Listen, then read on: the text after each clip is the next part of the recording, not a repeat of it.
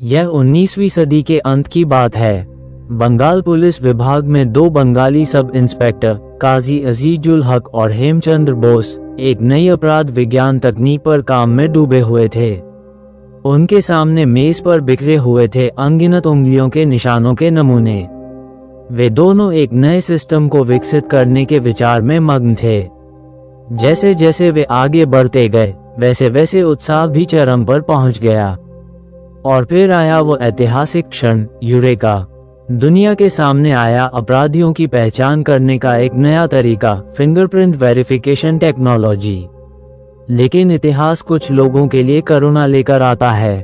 खुलना में जन्मे काजी अजीजुल हक के साथ भी कुछ ऐसा ही हुआ। जिस खोज के लिए उन्होंने सालों मेहनत की उसका श्रेय ले गए ब्रिटिश। अंगुलियों के निशानों से पहचान के इतिहास में छुपा है एक बड़ा छल। उपनिवेशवादी ब्रिटिशों ने इस देश की अनेक उपलब्धियां और संसाधनों को चुरा लिया और उन्हीं चुराई गई चीजों में से एक थी अजीजुल हक की यह खोज। ब्रिटिश अधिकारी एडवर्ड रिचर्ड हेनरी ने उनका श्रेय अपने नाम कर लिया। एक सदी बाद सामने आई वो छुपी हुई सच्चाई। कैसे हुई यह घटना? कैसे बंगाल की मिट्टी में जन्मी फिंगरप्रिंट तकनीक? आए चलते हैं इस कहानी के मुख्य वीडियो की ओर।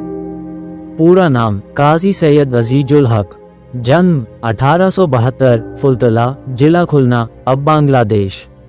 जब अजीजुल हक किशोर ही थे तब एक नाव दुर्घटना में उनके माता पिता का निधन हो गया।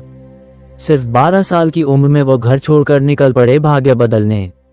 कई मील पैदल चलकर पहुंचे कोलकाता। थके भूखे अजीजुल हक एक घर के सामने सो गए। घर के मालिक को ये बच्चा पसंद आ गया। उन्होंने उसे आश्रय दिया, पढ़ाई की जिम्मेदारी ली। यहीं से शुरू हुआ अजीजुल हक का नया जीवन। अजीजुल हक गणित में अत्यंत प्रतिभाशाली थे।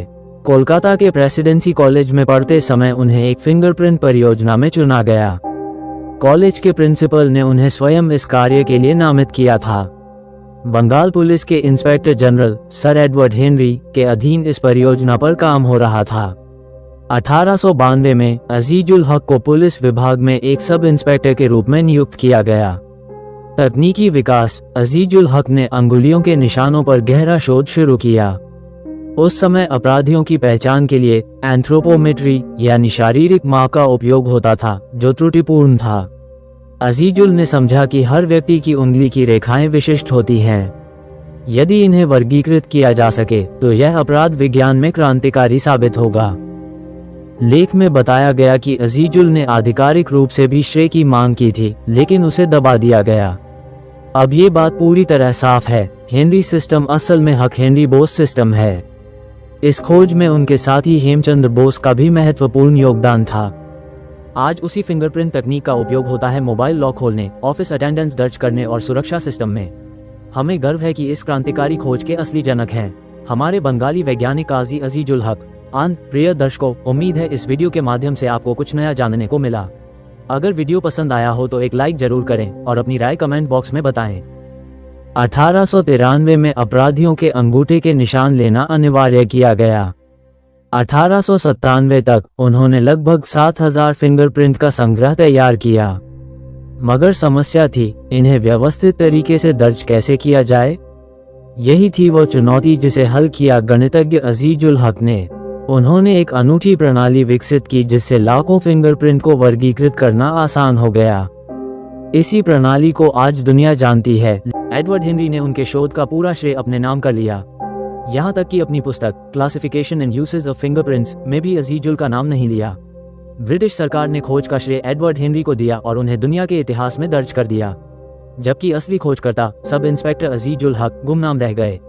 उन्हें मात्र खान बहादुर की उपाधि, 5000 रुपये और एक छोटी जमीन दी गई। बाद में वे एसपी बने और भारत के चंपारण में जीवन का अंतिम समय बिताया। 1935 में वहीं उनका निधन हुआ। सच्चाई सामने आती है, इस रहस्य को उजागर करने में 100 साल लग गए।